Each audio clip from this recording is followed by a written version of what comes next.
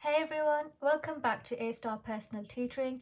In this session, we're going to focus on division and in particular, short division. Now, in order to do this, we need to know our times tables very quickly.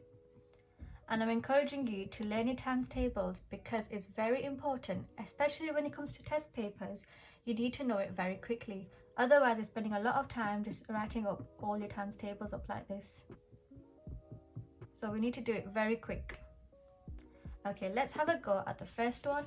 I'm going to give you an example. Okay, so the first question is going to be 675.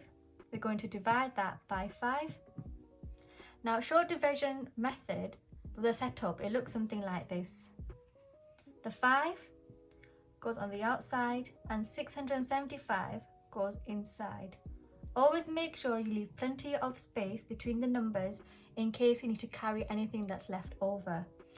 Now, the first question you must ask is how many 5s go into 6?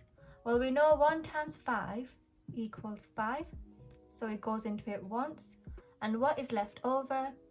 There's a remainder 1, and that goes before the 7 to make it into a 17. Now, how many 5s go into 17? 5, 10, 15. It is 3, so 3 times 5 equals 15. So we're going to put our 3 on top. Now, what is left over? How do I get from 15 to 17? There's only 2. There's only 2 remainder. So we're going to insert our 2 before the 5 to make it into 25. Now, how many 5s go into 25? Well, we'll know it go into it straight away because it ends in 5. 5, 10, 15, 20, 25. So the answer is 135. Now, in order to check this, you can always do inverse to make sure you get the right answer. So you could do 5, multiply that by 135 to see if you get that answer. That's another way of checking if 135 is the right answer. Now this time, I'm going to give you another example, but I want you to try and do it on your own. Okay, let's have a go at 7,441, and we're going to divide that by 7.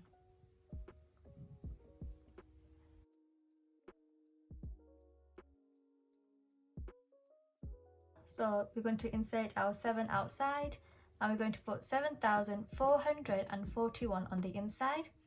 Now we're going to use the same method again. How many 7s go into 7? Well, 1 times 7 equals 7. So we're going to put our 1 in there. It goes in perfectly. How many 7s go into 4? Well, 7 does not go into 4. So we're going to put our 0 on top, and we're going to carry on the 4, which turns into 44. How many 7s go into 44? 7, 14, 21, 28, 35, 42. Goes into it 6 times because 6 times 7 equals 42. We're going to put our 6 on top. And now we're going to see what's left over. You should get a remainder 2. So that turns into 21. How many 7 goes into 21? 7, 14, 21. The answer is 3. So the answer is 7,441 divided by 7 equals 1,063. Well done if you got that correct. And let's have a look at one more example. Okay, and for our final question, we're going to do 960. And we're going to divide that by 8. Okay, using the same setup, going to insert our 8 over here and put 960 inside. How many 8s go into 9? Goes into it once. What's left over? Just 1. How many 8s go into 16? 8, 16. Goes into it twice. And what is left over? Well, there's nothing left over because 8 goes into 16 perfectly. How many 8s go into 0?